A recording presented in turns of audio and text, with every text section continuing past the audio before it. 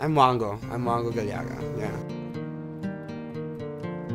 I guess everyone knows I found out last August that I was HIV positive, and then came out with the news about it in public in December 1 during World AIDS Day. I've never hid anything about myself ever. I have no secrets except those that my friends ask me to keep for them.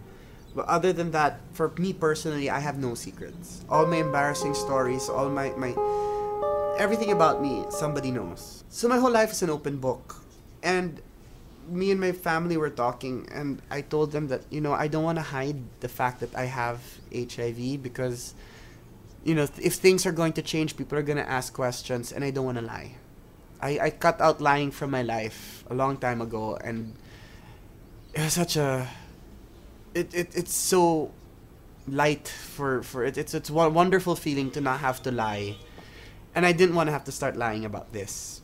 And I didn't want to lie about it. So I said, I'll just tell everyone.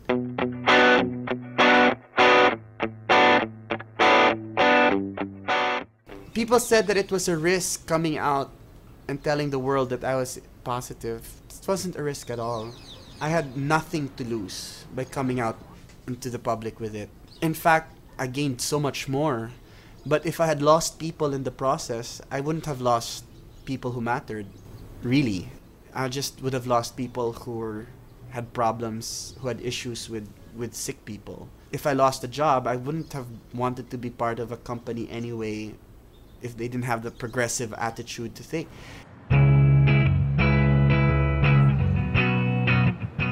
It's been about 7-8 months since I found out I was HIV positive. It's really strange because I thought that my life was going to be so much more different, and actually it hasn't changed much. And so I'm still working, I'm still going out and seeing my friends. I still drink quite a bit. I still hang out. I'm still going out of town. I think I said I'm working. I have 4 jobs. So I'm working a lot. My time is my own, at least. That's the important part.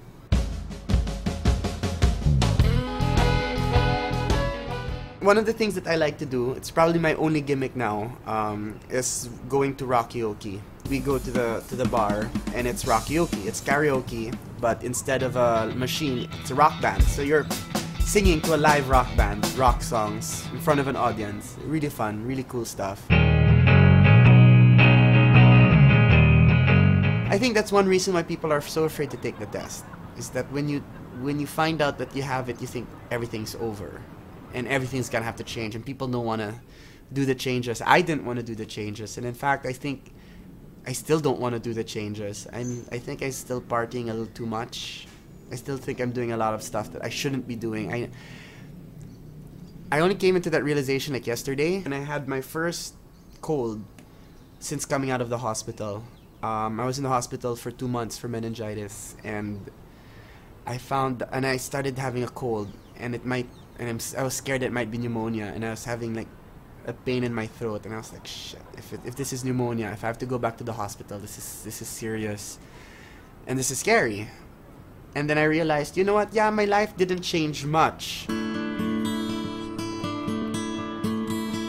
I was talking to a friend, a really, really, really good friend of mine. He told me that you're too busy trying to prove that you're alive and that everything's okay. That, you've bitten off more than you can chew. So, after this, I promise I'm gonna start taking care of myself much better. Your life is gonna have to change. You're gonna have to take care of yourself. But you're gonna have to adjust the way you live your life. You need to get your 8 hours of sleep. You have to make sure you don't miss your medicine. You don't miss your treatment.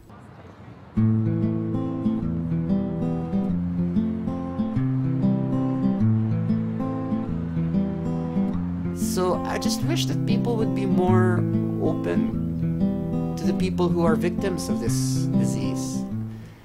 I guess I'm happy that I get to be the chance to be the one to show everyone that, hey, it's not so scary. Give them a chance. Give others a chance to breathe easy and just be themselves. Because it doesn't change them. It just means they're sick and they have to take care of themselves better, but it doesn't change anything about them. living with HIV. That's the important part. You can't stop living. And I feel your field, and I know it's out of love, and I feel the wheel, and I know it's out of love, and I feel your burning eyes, burning holes straight to my heart, out of love.